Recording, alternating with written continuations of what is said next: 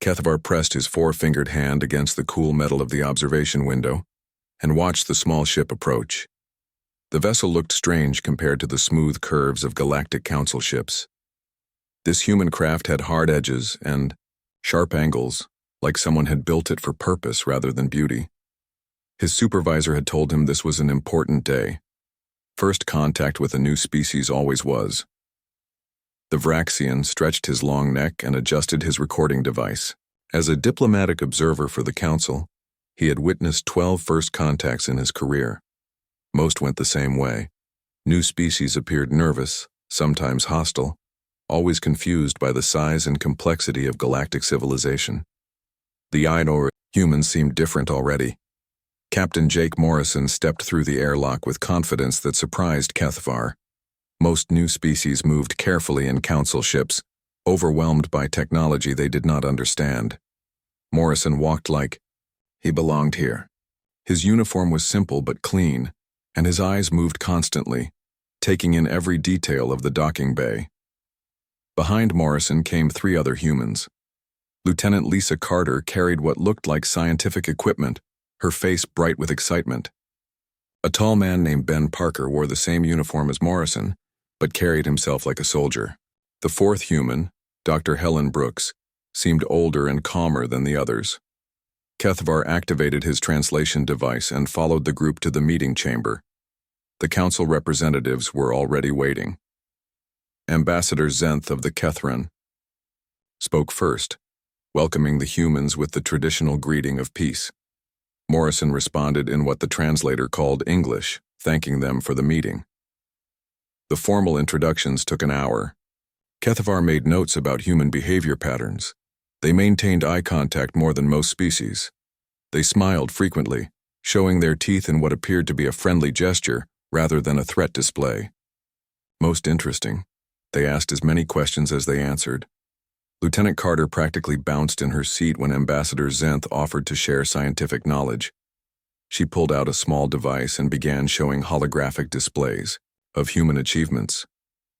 Kethavar watched the other Council members lean forward with interest as Carter explained human medicine, engineering, and space travel. The humans had developed faster-than-light travel only 50 years ago, which made their technological level impressive for such a young spacefaring civilization. Their ships used a different drive system than most Council species, something they called a quantum tunnel drive.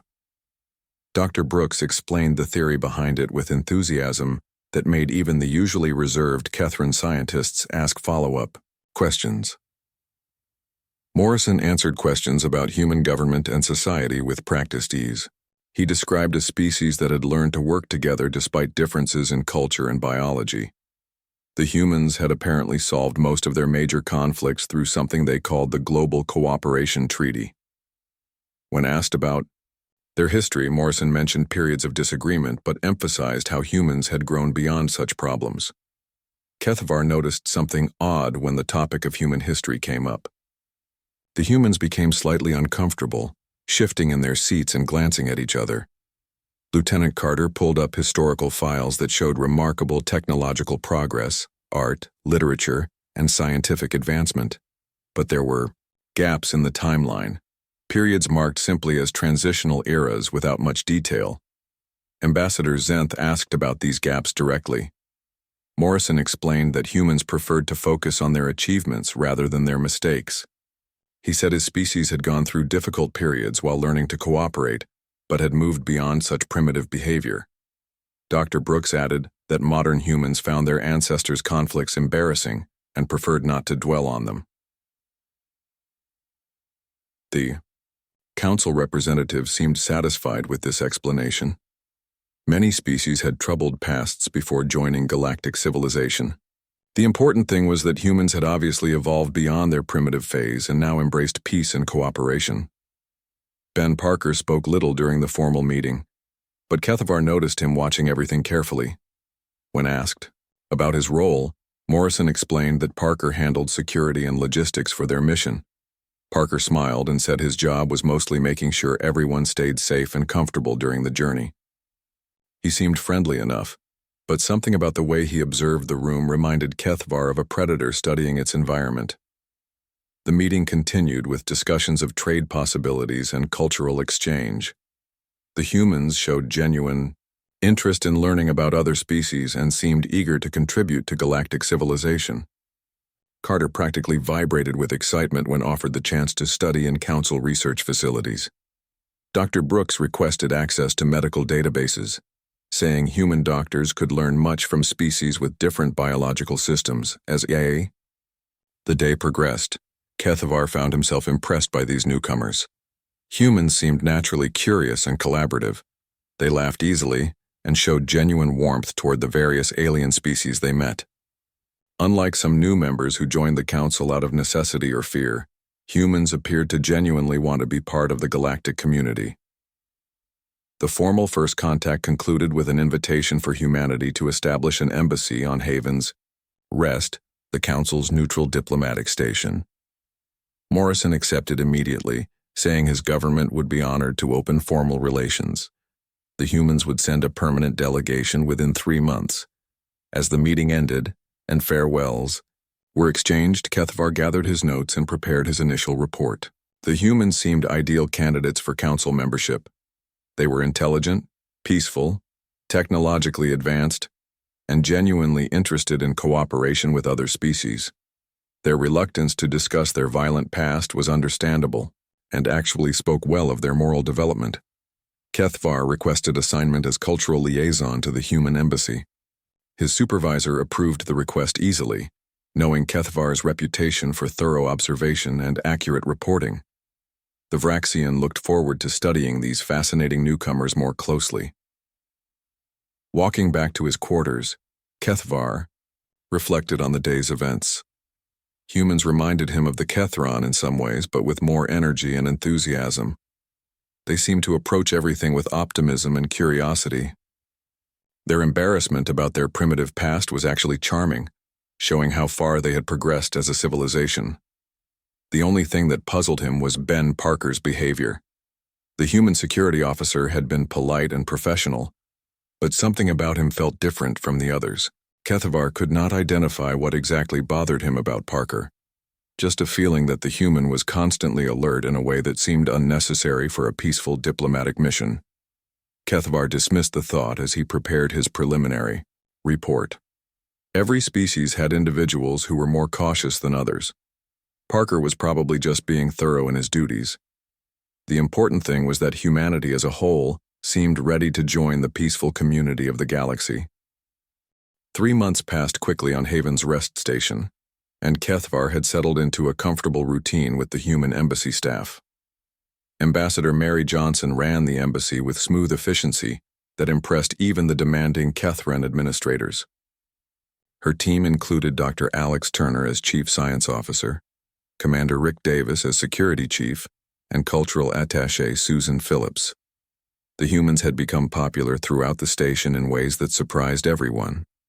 Dr. Turner spent his days working with alien researchers on medical projects, bringing fresh perspectives to problems that had puzzled council scientists for years.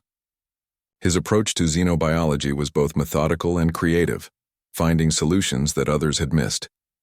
The Helix researchers particularly enjoyed working with him because he asked questions that challenged their assumptions. Commander Davis had quietly become the most requested security consultant on the station. Various species brought him their disputes and problems, drawn by his calm manner and practical solutions.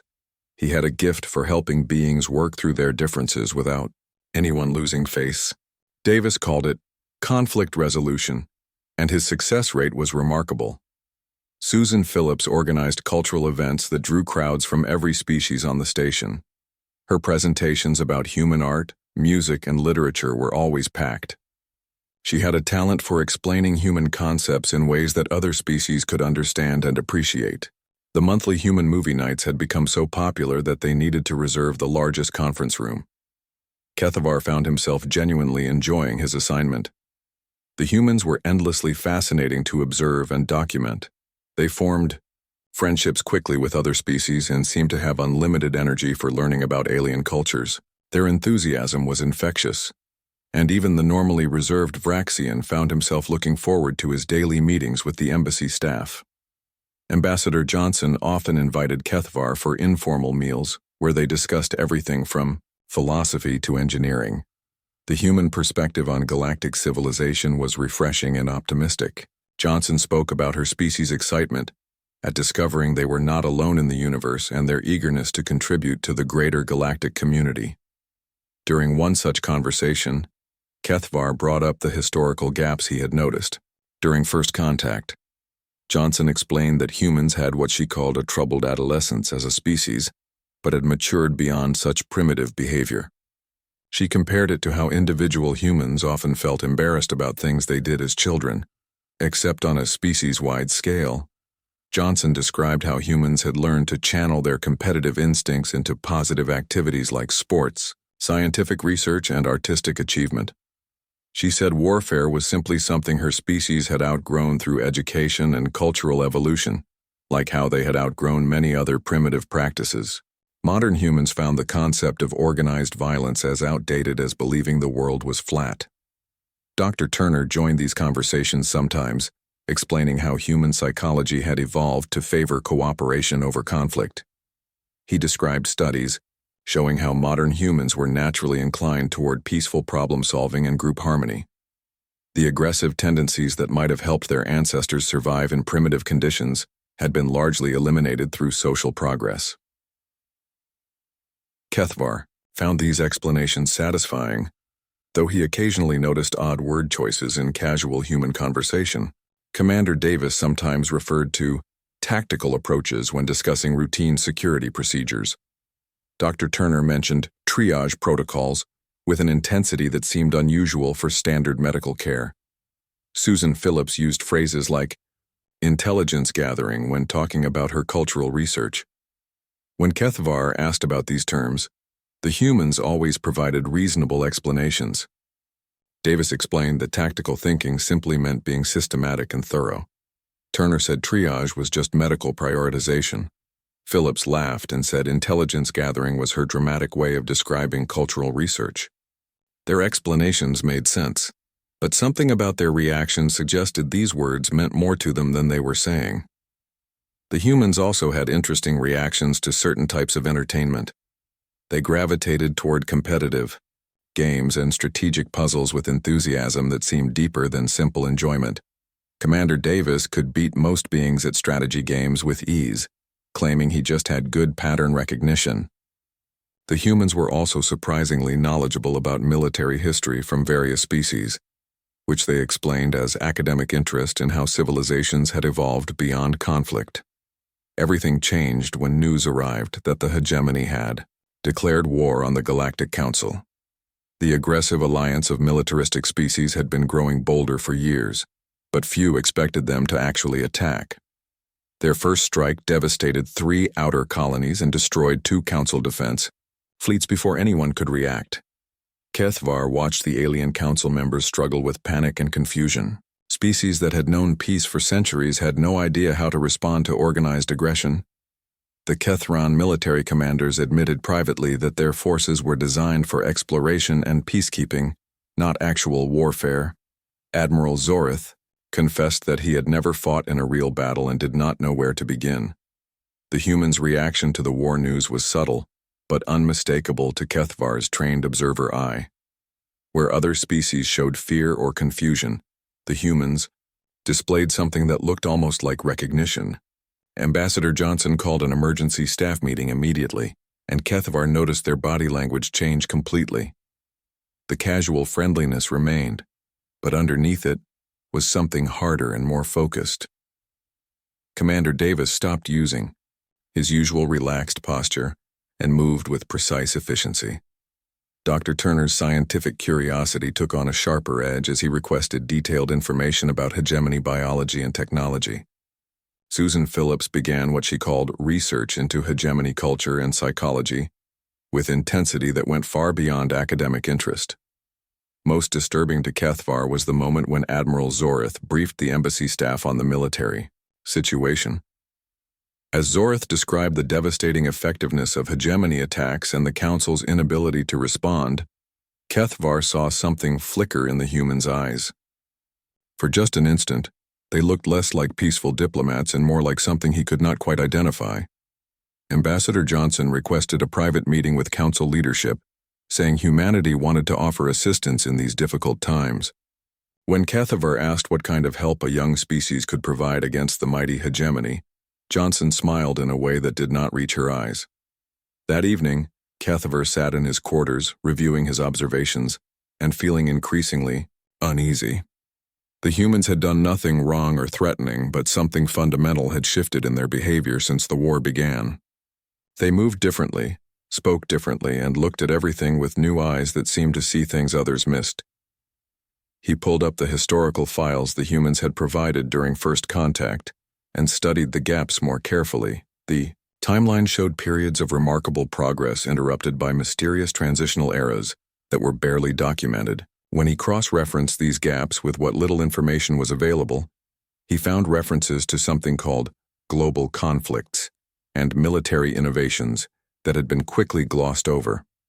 Cathavar made a note to research human history more thoroughly, but deep in his gut, he had the growing suspicion that he was about to learn something about his new friends that would change everything. The humans were still friendly and helpful, but now their friendliness felt like a choice, rather than their natural state. And that distinction, he was beginning to realize, might be the most important thing of all. The Hegemony's second wave of attacks came faster and harder than anyone expected. 6 more colonies fell in as many days, and the Council's remaining defense fleets scattered in confusion. Species that had enjoyed peace for generations found themselves facing an enemy that fought with ruthless efficiency and seemed to enjoy causing destruction. Cathavar watched the emergency council session from the observer gallery, taking notes on how different species reacted to the crisis. The Kethran representatives spoke in hushed tones about evacuation procedures.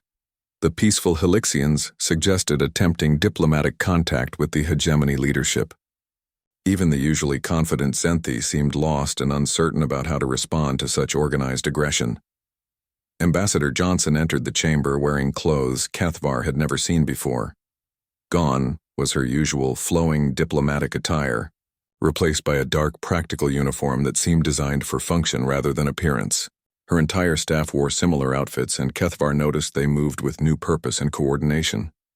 Johnson requested permission to address the council, and her voice carried authority that had not been there before. She spoke clearly and calmly while describing humanity's offer to assist with the current crisis. The council members listened politely but with obvious confusion about what help such a young species could possibly provide. That was when Johnson said something that made Cathavar's blood run cold. She explained that humanity had not been entirely honest about their past, and that their claim to have evolved beyond warfare needed clarification. The humans had not forgotten how to fight, she said. They had simply learned when not to fight. Johnson activated a holographic display that filled the chamber with images Cathavar could barely comprehend. Human history unfolded before them in a parade of organized violence that spanned thousands of years. Massive armies clashed across continents while weapons of incredible destructive power turned cities to ash. The humans had spent their entire development as a species perfecting the art of warfare. Dr. Turner stood and began explaining human military development with the same enthusiasm he usually reserved for medical research. He described how human biology had evolved for persistence, hunting and group coordination, making them natural soldiers. Their social structures had developed around concepts of hierarchy, loyalty, and sacrifice that were perfectly suited for organized conflict. Commander Davis took over the presentation to discuss human tactical thinking. He explained that humans did not simply fight, they studied warfare like a science. Every conflict taught them new lessons about strategy, logistics, and psychology. Over thousands of years, they had developed approaches to combat that treated battle as both art and engineering. The holographic display showed human weapons development from simple tools to devices that could destroy entire planets. Susan Phillips explained that human creativity was not limited to peaceful pursuits. When applied to warfare, human imagination had produced innovations that consistently surprised and overwhelmed their enemies. Cathavar felt his understanding of humanity crumble as he watched the presentation. These beings he had come to think of as peaceful and friendly had spent 50,000 years learning how to kill each other with increasing efficiency. Every major advancement in human civilization had somehow been connected to warfare, from metallurgy to computers to space travel. Johnson addressed the obvious question about why humans had hidden this information during first contact. She explained that humanity had learned to control their warlike nature through careful social engineering and cultural development. They genuinely preferred peace to conflict, but this preference was a conscious choice rather than biological inability. The ambassador's next words sent chills through every being in the chamber. Humans had continued developing military technology and tactics even after achieving peace on their homeworld. They studied historical conflicts, ran war games, and maintained what they called defense readiness because they understood that the universe might not always be peaceful. Captain Morrison entered the chamber and was introduced as humanity's military advisor. Kethvar recognized him from the first contact meeting, but now Morrison carried himself like a completely different person. His casual friendliness had been replaced by cold professionalism that radiated competence and barely contained aggression. Morrison began outlining humanity's analysis of the current military situation with precision that terrified the council members. He had already studied hegemony tactics, identified their weaknesses, and developed preliminary strategies for defeating them. The human captain spoke about warfare like other beings discussed scientific research with detailed knowledge and obvious expertise. The transformation of the humans was complete and shocking. Dr. Turner began analyzing hegemony biology to identify vulnerabilities. Commander Davis started discussing security protocols that were obviously designed for active combat rather than peacekeeping. Susan Phillips revealed that her cultural research had actually been intelligence gathering about council species and capabilities. Kethvar realized that the humans had been conducting reconnaissance from the moment they arrived. Their friendship and cooperation had been genuine, but it had also served to gather detailed information about every species, every technology, and every potential advantage or weakness in council civilization. Johnson explained that humanity was offering to take command of the council's military response to the hegemony. The humans had experience with this type of conflict and understood how to fight against aggressive opponents. They promised to end the war quickly and with minimal casualties among council forces. The council members were horrified and fascinated, in equal measure. Admiral Zorith asked how humanity could be trusted with such authority when they had deliberately hidden their true nature. Morrison responded that humans understood the difference between enemies and allies, and that the council would benefit from human military expertise rather than suffer from it. Captain Morrison activated another display showing preliminary battle plans that took Kethvar's breath away. The human approach to warfare was sophisticated beyond anything the council had imagined. Morrison did not simply plan to fight the hegemony. He intended to dismantle their entire military structure through coordinated attacks on their logistics, communications, and command hierarchy. The humans had already identified key hegemony leaders, analyzed their psychological profiles, and developed strategies to exploit their personal weaknesses. They had studied hegemony ship designs and found critical flaws that could be exploited. Most impressive and terrifying, they had done all of this in the few days since the war began. Johnson assured the council that humanity had no territorial ambitions and would return to peaceful diplomatic relations once the crisis ended. The humans simply wanted to help their new friend survive against an enemy that threatened the peace they all valued. She emphasized that human military action would be precisely controlled and directed only against hostile forces. The council voted to accept human military assistance after less than an hour of debate. The alternative was watching galactic civilization collapse under hegemony aggression, and the humans offered the only realistic hope of survival. As the meeting ended and the humans began implementing their military plans, Kethvar sat in the empty chamber trying to process what he had witnessed. The friendly beings he had studied for months had revealed themselves to be the most sophisticated warriors in known galactic history. Their peaceful nature was not weakness but strength, under perfect control. Most disturbing was the realization that the humans were obviously holding back even now. The capabilities they had demonstrated were impressive, But Kethvar suspected they represented only a fraction of human military potential. These beings had spent their entire species development learning how to destroy their enemies. And now, they had volunteered to use that knowledge on behalf of the galaxy. Kethvar understood that he was about to witness something unprecedented in galactic history.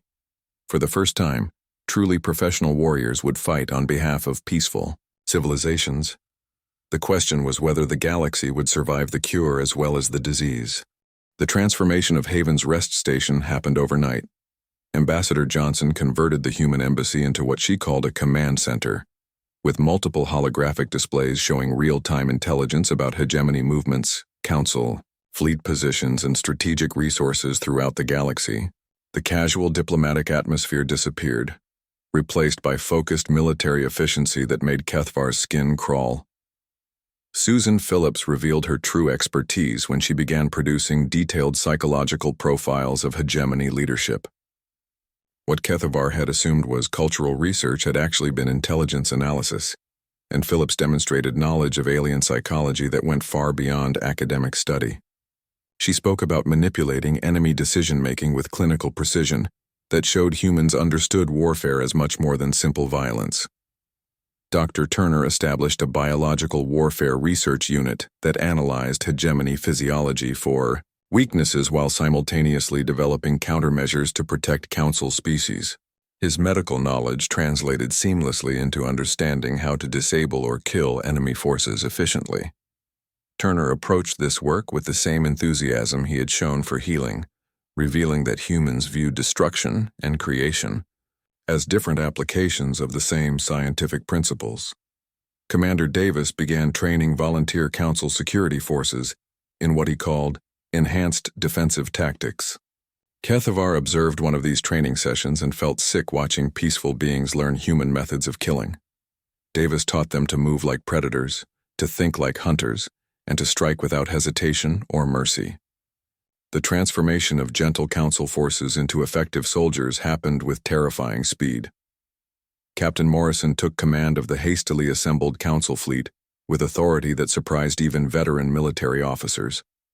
Within hours, he had reorganized ship formations, established new communication protocols, and implemented tactical doctrines that bore no resemblance to traditional council military procedures.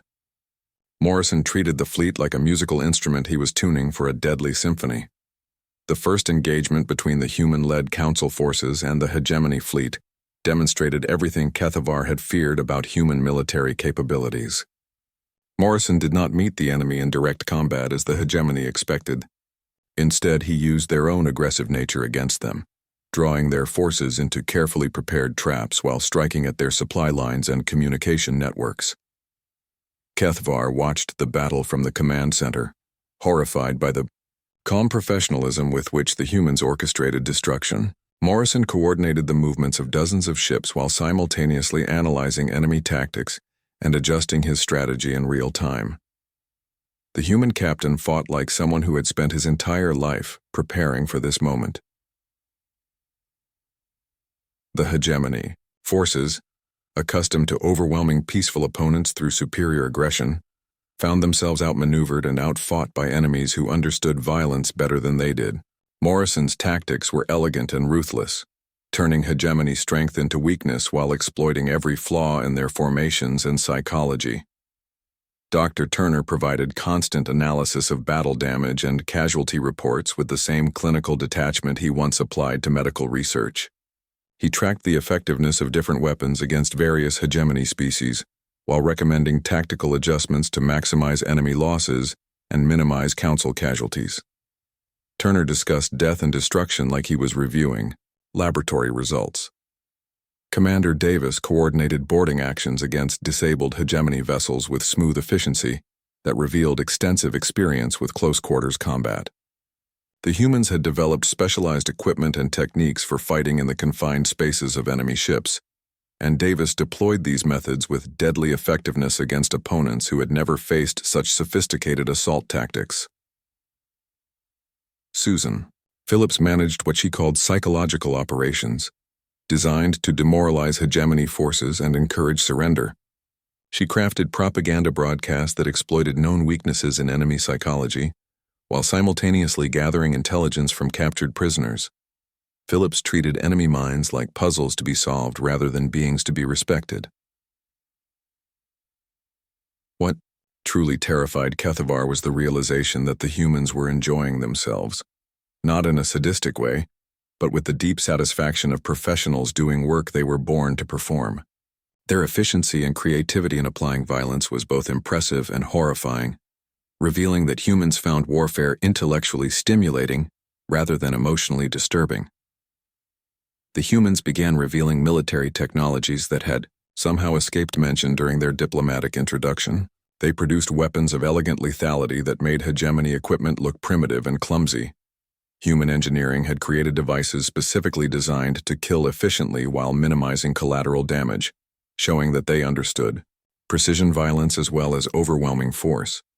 Morrison deployed strategies that demonstrated sophisticated understanding of logistics, psychology, and political science, in addition to pure military tactics. He did not simply defeat enemy forces. He systematically dismantled hegemony command structure by targeting key personnel, disrupting supply chains, and exploiting political tensions within the enemy alliance. The humans introduced concepts that were completely foreign to galactic warfare. They spoke about surgical strikes that eliminated specific targets without affecting surrounding areas. They implemented psychological operations that defeated enemies without firing a shot. Most disturbing, they developed strategic surrender protocols that convinced enemy forces to give up fighting by demonstrating the futility of continued resistance. Kethavar observed the human command staff during combat operations and realized they possessed knowledge and capabilities that went far beyond what they had demonstrated. These devastating displays of military prowess were carefully controlled examples, rather than full expressions of human potential. The humans were teaching by demonstration while holding back their true capabilities. Morrison explained his tactical decisions to counsel observers with patience that revealed his understanding of the educational value of the conflict.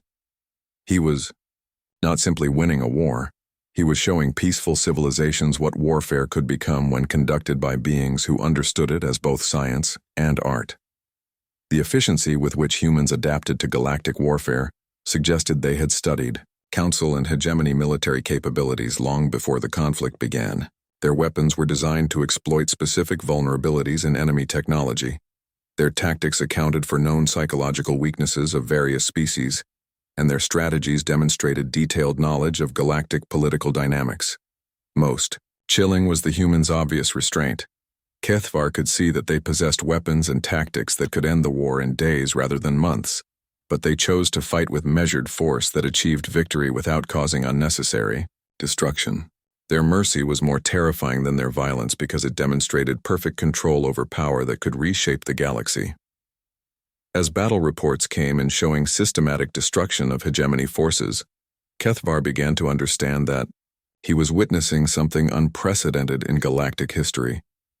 These humans were not simply superior warriors.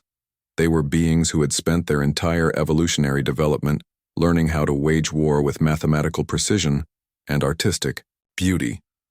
The war was ending not through overwhelming force but through the application of superior understanding. Humans did not defeat the hegemony through greater violence. They defeated them through better violence applied with intelligence and creativity that turned every engagement into a lesson in the futility of aggression against truly professional warriors. Kethavar realized that galactic civilization would never be the same. Peace was no longer maintained through mutual weakness, but through the controlled strength of beings who could choose war or peace with equal facility. The humans had revealed that true power lay not in the ability to destroy, but in the wisdom to know exactly how much destruction was necessary and no more. The war ended exactly 6 months after it began, not with a climactic battle but with the systematic collapse of hegemony resistance. What the Council had expected to be a devastating conflict that might destroy galactic civilization became a methodical dismantling of enemy capability that left surviving hegemony forces confused and demoralized rather than simply defeated. Kethavar sat in his quarters, writing his final report while trying to process everything he had witnessed. Humans had not simply won the war, they had rewritten the fundamental rules of galactic conflict. They introduced concepts like proportional response and strategic mercy that achieved victory while preserving the possibility of eventual peace with former enemies. Captain Morrison's final campaign against the Hegemony homeworld demonstrated the true sophistication of human warfare. Rather than destroying the planet or slaughtering its population, Morrison used precisely targeted strikes to eliminate military leadership while leaving civilian infrastructure intact.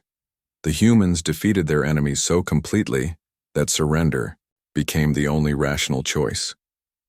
The Hegemony's final transmission was a formal request for surrender terms, delivered by leaders who admitted they no longer understood what they were fighting against.